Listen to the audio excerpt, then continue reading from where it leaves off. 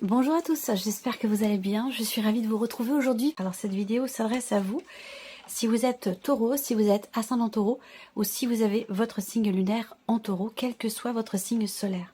Alors commençons tout de suite justement par l'énergie dominante sur ce mois, le 7 de coupe. Alors cette carte-là, elle est, j'allais dire presque à double tranchant, dans le sens où l'énergie qui vous entoure, ça peut être même plusieurs énergies. C'est-à-dire que là, il est possible que vous ayez des opportunités, différentes opportunités qui se présentent à vous, différentes possibilités qui se présentent à vous, différents chemins qui s'ouvrent également devant vous. Et il va être question, pour certains d'entre vous, de choisir, de décider. Et c'est là que ça se complique un peu. Parce que le fait que ce soit le 7 de coupe, eh bien justement, on est un petit peu dans la confusion, dans le doute, dans l'hésitation. En sachant quand même que, c'est ce que je dis toujours, c'est toujours préférable, toujours mieux finalement d'avoir le choix que de ne pas l'avoir du tout. Voilà.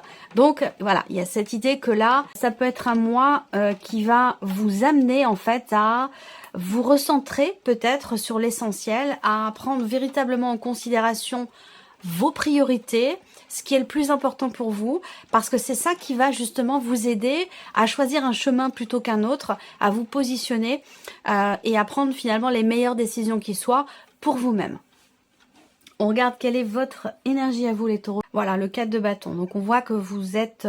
alors, il y a cette idée-là dans votre énergie, votre état d'esprit. L'idée, c'est déjà construire, consolider, bâtir ou stabiliser. Vous voyez, ça va vraiment être ça. Donc vous avez ça à l'esprit, que ce soit relationnel, que ce soit professionnel ou par rapport à toute autre chose. Il est possible également que ce mois-ci soit un mois très important pour vous au niveau familial. Donc dans des relations quand même importantes par rapport, je sais pas, à vos parents, par rapport à vos enfants ou concernant votre foyer, la famille que vous avez créée. On voit que vous êtes, pour certains d'entre vous, focalisés sur cette dimension familiale ce mois-ci. Ensuite, vous avez peut-être des projets de déménagement, d'emménagement à deux, pourquoi pas, si ça concerne la vie sentimentale. Projets qui sont liés à de l'immobilier, liés à du concret, du matériel, liés à... effectivement un possible changement de lieu de vie. Peut-être que c'est quelque chose que vous réfléchissez, que vous envisagez, et qu'il est possible effectivement que vous ayez plusieurs possibilités et que vous met un petit peu dans le doute ou l'hésitation par rapport à ces projets-là. Qu'est-ce que vous allez avoir à gérer, les taureaux? Bon, terminer quelque chose, finaliser quelque chose. Là, ce que vous allez avoir à gérer aussi, pour certains d'entre vous, ça va être le fait, effectivement, d'aller au bout des choses, d'aller clôturer, finaliser un dossier, une démarche, ou voilà, quel que soit ce dont il s'agit ici. Ce qui est à gérer, c'est la finalité d'une situation, la finalité d'un dossier, ou peut-être même, ça peut aussi être en relation avec... la dimension relationnelle de votre vie. Ce qui est à gérer aussi, ça va être une situation ou une relation à distance. Quelque chose qui a un rapport, qui a un lien avec une autre région que la vôtre, voire même un autre pays. Donc quelque chose qui peut être lié avec la notion de distance ou quelque chose qui peut être lié à un voyage aussi. Là, il y a quelque chose qui est à gérer par rapport à ça. Alors, est-ce que là, c'est un lien avec la notion de déménagement, de distance? Ça, c'est possible aussi pour certains d'entre vous. Alors, bon, dans ce qui est à gérer aussi, là, avec cette carte-là, ça va être le fait de reprendre ou retrouver quelque part sa liberté, se libérer de quelque chose. Se libérer de quelque chose en clôturant peut-être une situation, un dossier ou quelque chose de particulier. Avec quelle énergie vous gérez? Bon, l'énergie du valet de bâton, ça c'est intéressant. On est encore sur les bâtons, donc dans l'action aussi. Là, alors peut-être que les événements vont faire que il est possible que vous doutiez un petit peu, comme je vous le disais tout à l'heure, mais c'est plus lié au fait que ce que vous vivez, ce que vous traversez, ce que vous entreprenez est quand même assez investi émotionnellement. Et c'est peut-être ça qui fait que du coup, il y a cette notion d'hésitation ou de doute, d'incertitude. Mais bon, moi je vous sens quand même être dans l'action, à vouloir bâtir, à vouloir construire, à vouloir consolider. Il y a vraiment cette énergie des bâtons ici, qu'on retrouve là également dans votre manière de gérer. Vous avez dans votre énergie à vous et dans votre manière de gérer les choses, l'énergie des bâtons. C'est-à-dire que là, c'est une énergie de feu, c'est une énergie d'action. Alors c'est vrai qu'avec le valet de bâton, on commence peut-être à démarrer quelque chose. On commence à agir pour un nouveau début, un nouveau départ ou la naissance d'un projet. Il y a des balbutiements aussi peut-être, hein, si c'est relationnel ou voire même amoureux, c'est possible également. Alors, ce qu'on peut voir là, c'est également l'idée d'être ouvert. L'idée d'être ouvert ou ouverte. C'est-à-dire que là, on parle de se libérer, de finaliser des choses dans ce qui est à gérer. Et dans votre manière de gérer les choses avec le valet de bâton, il y a quand même ici, oui, une certaine ouverture. Pas forcément ouverture d'esprit parce qu'on n'est pas ici sur les épées, mais on est sur les bâtons. C'est-à-dire que là, vous vous préparez ou vous accueillez justement le champ des possibles. C'est-à-dire que c'est l'énergie qui vous entoure qui pourrait vous mettre dans le doute, dans l'incertitude, alors que vous êtes dans avec le 4 de bâton dans votre énergie, on a quelque chose quand même qui est très carré, qui est posé, il y a une notion de stabilité. Voyez, et avec le valet de bâton dans votre manière de gérer les événements, eh bien, il y a un entrain, il y a une curiosité, il y a un désir, il y a quelque chose quand même qui est assez neutre aussi, je dirais. Il n'y a pas d'appréhension, il n'y a pas d'a priori, vous voyez. Donc, je pense pas que vous vous laissiez finalement influencer ou atteindre par cette énergie qui pourrait vous mettre dans le questionnement, dans l'inquiétude ou dans les doutes, dans l'hésitation plutôt. Alors, on va regarder quel est votre point fort, quel est quels sont vos atouts. Le fait que effectivement vous ayez déjà en amont structuré les choses dans votre tête. Structurer votre projet, réfléchir, analyser, décortiquer, et que du coup, c'est la raison pour laquelle maintenant, là, dans ce semestre, eh bien, vous êtes dans l'énergie de l'action. Voilà. Vous n'êtes plus à réfléchir, à cogiter, à ruminer ou à structurer les choses, clarifier les choses dans votre tête. On voit bien que là, pour vous, les choses sont très très claires. Après, votre atout, là, j'ai autre chose à vous dire par rapport à ce tirage. Si on est dans des considérations matérielles, purement matérielles, et particulièrement concernant de l'immobilier, quelque chose aussi peut-être de familial, on pourrait avoir le 10 de denier quelque part dans votre tirage, dans le cadre d'une vente, d'un achat, d'une transaction immobilière, d'une succession, d'un héritage. Là, on voit que finalement, entre guillemets, j'allais dire, la loi est de votre côté. C'est-à-dire que là, on peut avoir un aspect positif pour vous dans ces domaines-là, dans ces dossiers-là, pour tout ce qui est matériel financier, transaction immobilière ou quelque chose en rapport avec un héritage ou une succession. Là, on a quelque chose qui est en votre faveur, qui est lié à... alors, ça peut être un notaire aussi, hein, un notaire, un avocat ou quelque chose comme ça. On continue. L'inattendu, le jugement. Donc là, ben, ça va être l'inattendu, ça va être, si je reste dans la lignée de ce que je viens de vous dire ici, avocat, notaire et ce genre de choses, là, on a un inattendu par rapport à un verdict, par rapport à un résultat, une réponse, ou un jugement, voilà. Ensuite, l'inattendu, ça va être également quelque chose qui est compris. L'idée de se dire, ouais, il y a une compréhension, une conscientisation ici, par rapport à une situation, par rapport à un vécu. Le jugement dans l'inattendu, ça peut aussi être quelque chose qui change fondamentalement. Parce que c'est quand même une énergie de transformation, mais aussi une énergie de renaissance, de renouveau. Comment vous gérez les choses? On a le valet de bâton. Donc on est dans une énergie ici nouvelle. Donc peut-être que vous avez de nouveaux projets, de nouvelles envies, ou ici une nouvelle manière de faire et d'agir. Ou de travailler, si ça concerne le travail. À vous de voir par rapport aux différents domaines de vie. On va continuer. Qu'est-ce qui découle de cet inattendu, donc de cette compréhension, conscientisation ou de cette transformation quand même importante? Le 6 de bâton, donc on a bien ici l'idée d'un succès, d'une réussite. Ce qui découle de cet inattendu, avec le 6 de bâton, clairement, c'est un grand succès.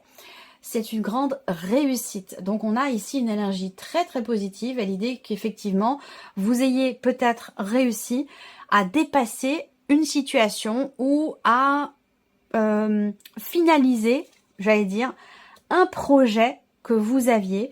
Je vous ai dit tout à l'heure ce qui est à gérer avec le monde, hein, finaliser, terminer. Le monde, c'est quand même une énergie de fin de cycle, fin de dossier, fin de chapitre, fin d'histoire. Voilà, quelque chose qui se termine quoi dans ce qui est à gérer. Et là, on voit que vous le gérez avec une certaine souplesse, j'allais dire, sans a priori. Vous savez ce que vous voulez, vous savez où vous allez. Et là, on voit que on a quelque chose qui change fondamentalement. C'est un mois qui est quand même important pour vous, hein, j'ai l'impression, les taureaux, quand même.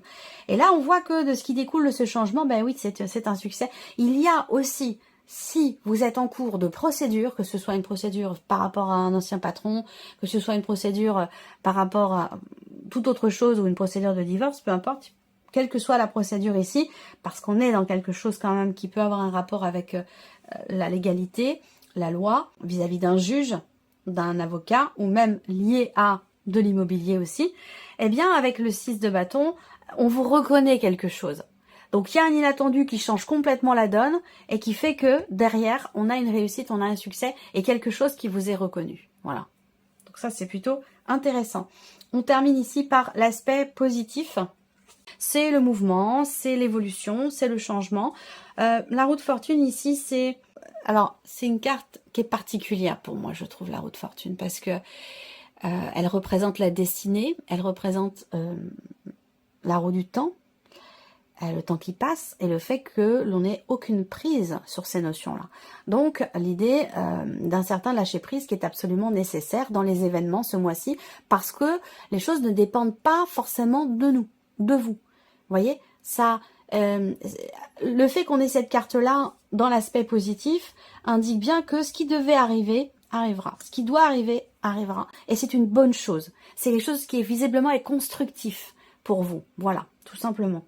Alors, la roue de fortune aussi dans l'aspect positif, eh ben, c'est toujours l'idée de la fin d'un cycle, de la fin d'un chapitre et quelque chose de nouveau. Donc, si vous étiez dans une situation peut-être bloquée, eh bien là, peut justement permettre un déblocage puisque l'aspect positif, une notion de mouvement et de chapitre qui se ferme, de fin de cycle, on en a déjà parlé.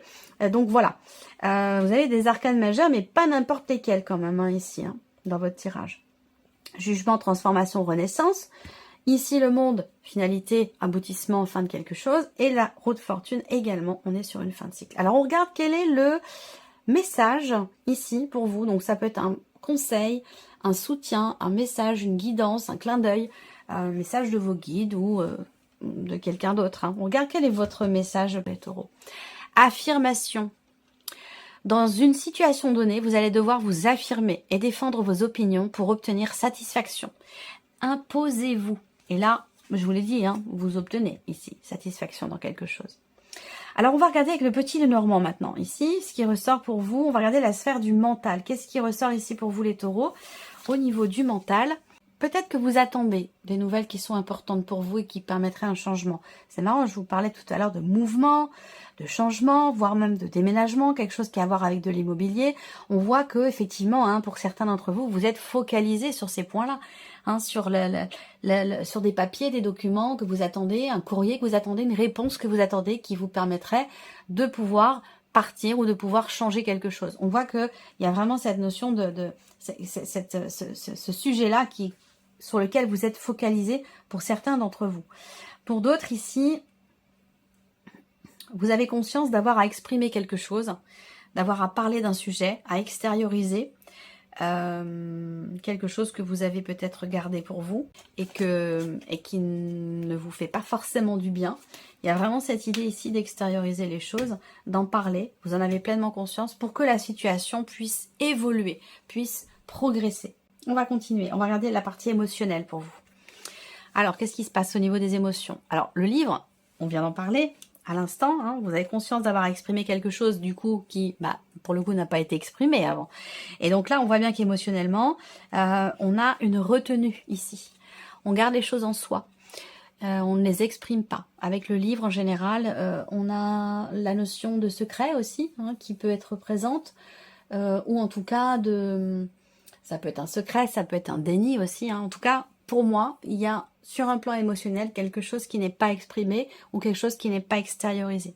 Qui peut être vécu, en tout cas, de toute façon, intérieurement. Et avec le jardin, qui représente justement l'ouverture, qui représente l'extérieur. Émotionnellement, on est encore sur la même chose que ce que je viens de vous dire avec le Lenormand, dans l'aspect, dans la sphère du mental. Donc on voit bien que vous êtes parfaitement conscient ou consciente d'une situation, de quelque chose, d'avoir à exprimer ou à extérioriser quelque chose ici à quelqu'un. Il est possible également que vous ayez à cœur, ce mois-ci, de pouvoir organiser un événement pour quelqu'un qui est proche de vous, un anniversaire surprise ou quelque chose comme ça. Voilà, ça on voit que c'est quelque chose qui semblerait vous tenir beaucoup à cœur, parce que peut-être que là, il y a une date importante concernant une personne que vous aimez beaucoup. On regarde ici donc la sphère de l'action, du coup, hein, on en a parlé, hein, je vous ai dit deuxième semestre, hein, vous êtes beaucoup plus dans l'action que dans la réflexion, dans le mental. Donc là, on va voir ce que ça donne sur les émotions. Et donc là, on rebondit sur la première carte. Moi, en tout cas, moi, ça me fait rebondir tout de suite sur la première carte où je vous ai dit, émotionnellement, ça peut être un petit peu comme ça, même si vous savez où vous en êtes, ici, visiblement, vous savez ce que vous avez prévu, tout est clair dans votre tête. Vous avez aussi l'énergie de l'action qui est présente. Mais alors, par contre, au niveau des émotions, c'est là que, par rapport aux énergies qui vous entourent, il peut y avoir des petites choses qui viennent vous perturber un petit peu émotionnellement. Voilà, simplement émotionnellement, parce que comme je vous l'ai dit, il y a vraiment cette idée d'être au clair avec soi-même, d'être au clair avec ses projets, de savoir où on va, ce qu'on vaut, ce qu'on veut aussi exprimer, hein, mais que l'on n'exprime pas non plus. Et là, on voit que dans la sphère de l'action, on a des cartes qui représentent les émotions profondes. Donc là, est-ce qu'il va s'agir pour vous véritablement d'événements qui touchent vraiment à la corde sensible? C'est-à-dire que là, par rapport à tout ce que je viens d'aborder, j'ai l'impression que c'est en fait extrêmement investi émotionnellement. Alors c'est intéressant parce que ça voudrait dire quand même que malgré des émotions fortes, vous arrivez quand même à faire bouger les choses, à avancer, à cadrer, à garder la tête froide aussi, hein, c'est ça également. Le roi d'épée dans vos atouts, c'est de pouvoir garder la tête froide par rapport à des émotions qui sont fortes et qui sont profondes ici, dans ce qui est en train de se passer pour vous. Voilà. Alors, on termine avec un message du petit oracle des pensées positives. Alors, chiffre 1. Le cadeau. Je m'offre un cadeau parce que je le mérite pleinement. Je travaille dur pour dépasser mes épreuves et mes souffrances. Je garde espoir, j'avance comme je peux et j'ai envie de me récompenser. C'est normal et légitime. Je fais de mon mieux et cela mérite bien un cadeau car je suis indulgente avec moi-même. Le petit conseil, la valeur monétaire du cadeau n'a aucune importance. Le principal est de vous offrir quelque chose de gratifiant. Deuxième carte ou chiffre 2. Et là, vous avez donc deux cartes. On va découvrir ici de quoi il s'agit. On a la carte des besoins. La notion de besoin. Et l'autre, c'est la notion de capacité. Alors, je suis attentive à mes besoins afin d'être épanouie dans ma vie. Je fais attention à mon bien-être, à mon corps, à mes émotions, et je réponds à mes besoins dans ces différents domaines. Je prends conscience que je suis ma priorité, parce qu'en me satisfaisant moi-même avec amour, je pourrai être suffisamment épanouie pour comprendre les besoins des autres. Donc le conseil, occupez-vous de vos propres besoins avant de répondre à ceux des autres. Et donc la deuxième carte ici pour vous, la carte des capacités. Je suis capable d'accomplir de grandes et belles choses. Je sais me prendre en charge et rendre la vie meilleure aux autres. J'ai une grande capacité d'écoute et de compassion, ainsi qu'une grande aptitude pour être heureux et heureuse, car je crois en moi. J'ai toutes les cartes en main et je peux m'accomplir pleinement. Le conseil, écoutez votre propre guidance pour faire les choses, vous en avez les capacités. Et la carte 3, le chiffre 3, on a la carte du rire. Je m'autorise à rire, même pour des choses futiles. Je m'amuse de tout, je m'allège par le rire et je retrouve mon âme d'enfant. J'observe des situations cocasses, drôles, je prends la vie avec plus de légèreté, avec humour, y compris avec moi-même, envers moi-même. Rire augmente mes vibrations. Je lâche les situations trop sérieuses et je me sens de très bonne humeur. Le conseil, riez à gorge déployée pour rien, pour tout, ça fait un bien fou. Voilà pour vous mes chers taureaux. J'espère que cette vidéo vous a plu, que ce tirage résonne en vous. En tout cas, merci à vous, merci de votre présence, de votre écoute, de votre fidélité pour beaucoup d'entre vous. On se retrouve très bientôt pour les prochaines vidéos. Au revoir.